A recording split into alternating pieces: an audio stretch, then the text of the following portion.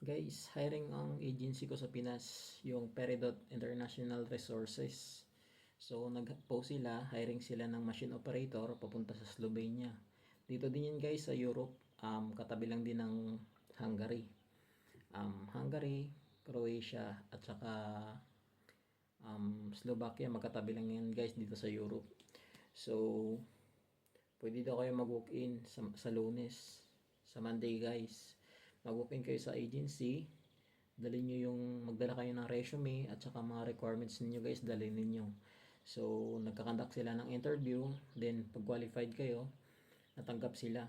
So, galingan nyo guys kasi maganda yung opportunity na nag-aantay dito sa inyo sa Europe. At saka malaki ang sahod guys sa Slovenia kasi euro na yung pera nila doon. Unlike dito sa Hungary na hindi pa euro ang pera. So yun lang guys, just sharing.